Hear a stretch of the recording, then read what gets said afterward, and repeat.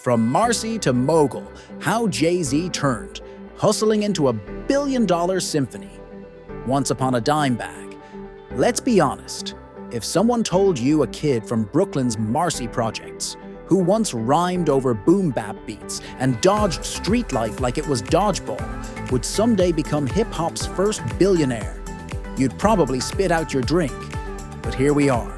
Sean Carter, aka Jay-Z, didn't just beat the game. He built a new one and put his last name in the credits. This is the story of a man who used 16 bars like blueprint bricks, who treated life like an elevator, always going up. So put your headphones on and cue the beat, because this isn't just a rags to riches story. It's a masterclass in evolution, entrepreneurship, and what happens when the hustle never sleeps. Born from the bricks, Marcy Projects to Mic Check. December 4th, 1969. Brooklyn, New York. A baby boy named Sean Corey Carter entered the world in a place where hope came with an expiration date. The Marcy Projects. Raised by his mother, Gloria Carter, Jay-Z's childhood was a mixtape of adversity, survival, and stolen moments of peace. The streets were harsh, but they schooled him, often better than any chalkboard ever could. While other kids were flipping through comic books, Jay-Z was flipping words and stacking rhymes. He watched the dealers, the dreamers, the broken, and the bold, and somehow found poetry in it all. He dabbled in the game himself, selling drugs not for glamour, but survival. But the mic, that was his real weapon.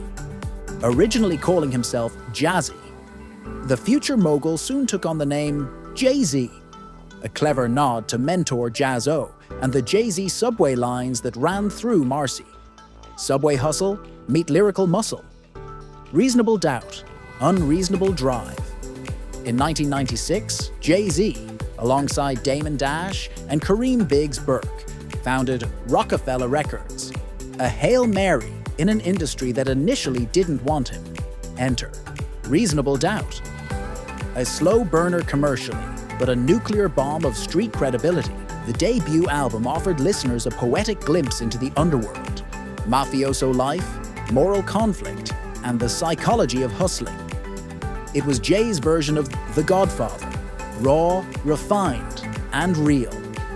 Tracks like Can't Knock the Hustle weren't just catchy, they were prophecy. Produce G's like sperm, select spread like germs. I got extensive holes with expensive clothes and Hov had arrived, suit tailored and eyes wide open. Hard knocks and Grammy rocks. By 1998, Jay-Z had perfected the formula. Volume 2. Stretch the game out, etch your name out, put jigger on top. Hard Knock Life became a hip-hop meteor, crashing into the Billboard charts and earning him his first Grammy. That Annie-sampled chorus? Genius. From that point on, it was album after album, hit after hit.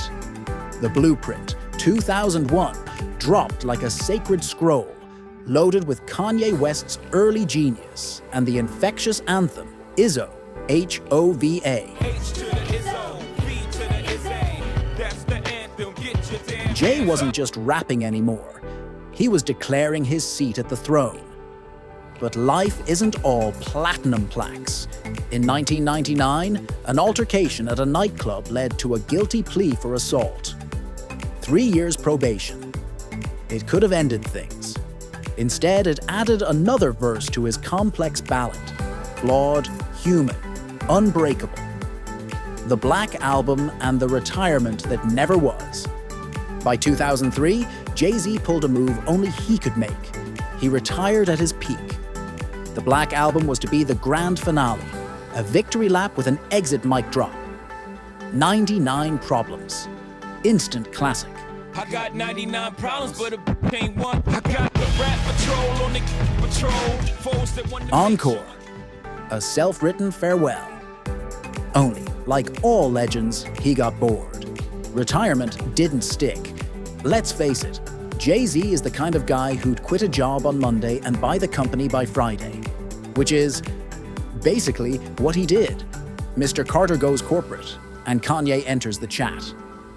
In 2004, Jay-Z became president of Def Jam Recordings.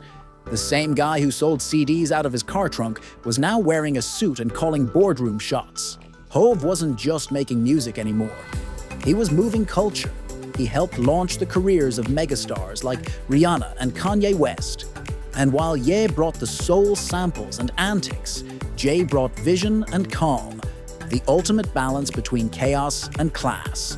Meanwhile, Jay married Beyoncé in 2008. Together, they became music's ultimate power couple. Hip-hop royalty with more Grammys than most artists have followers. The business man, not a businessman. If rapping made Jay-Z rich, business made him immortal. He launched Roc Nation, an entertainment powerhouse managing artists, athletes, and entire arenas of influence. There was the Roc-aware clothing line, sold for $204 million. His part ownership in the Brooklyn Nets? He helped bring the team to his hometown. And countless investments, from Uber to champagne. Armand de Brignac, anyone. And let's not forget Tidal, the streaming service he co-owned with artists to take back control from the big tech sharks. Jay didn't just want a seat at the table. He wanted to build the table. Empire State of Mind. In 2009, the Blueprint 3 exploded with Empire State of Mind, his soaring ode to New York, featuring Alicia Keys. My attitude that I most definitely from. It was more than a hit.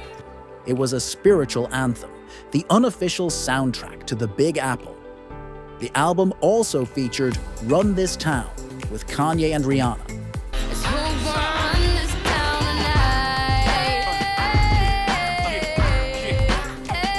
Further cementing his throne.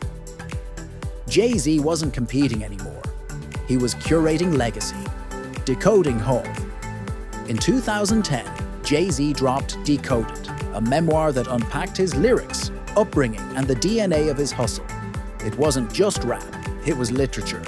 Then came Watch the Throne, 2011, with Kanye, a high-budget, high-gloss flex fest that gave us bangers like Niggas in Paris and No Church in the Wild. It was loud, lavish, and legendary. No sins as long as there's permission, and deception is the only felony, to never fuck nobody without. Jay-Z had become the rare artist who evolved without losing his edge, a shapeshifter in a genre that often eats its own. Lemonade, 444, and Marital Math. When Beyoncé released Lemonade in 2016, the world gasped. Cheating? Jay-Z? Mr. Business, Mr. Cool. Turns out yes. But Jay responded not with denial, but with 444, a vulnerable, soulful apology set to beats. He opened up about infidelity. I have a beautiful wife who was understanding and knew that I'm not the worst of what I've done, and did the hard work of going to therapy. Therapy, fatherhood, and the scars of generational trauma. It was proof that even legends bleed, and when they heal, they build bridges with bars. The Billionaire Blueprint. In 2019, Forbes declared Jay-Z hip-hop's first billionaire. Let that sink in. From a project hallway to the Forbes list, from Can I Live to I own half of Doucet and a piece of Uber. As of 2025, Jay-Z's net worth sits at an astronomical $2.5 billion, thanks to a diversified empire of music, liquor, tech, real estate, and sports. He was inducted into the Songwriters Hall of Fame in 2017, the first rapper to ever make the cut. Then came the Rock and Roll Hall of Fame in 2021. Hovu had transcended hip-hop. He became history. Allow me to reintroduce myself. Jay-Z's story isn't just about talent. It's about timing, vision, evolution, and above all, reinvention. He's proof that you can grow up with everything stacked against you and still end up owning the building. He made it cool to grow old in hip-hop.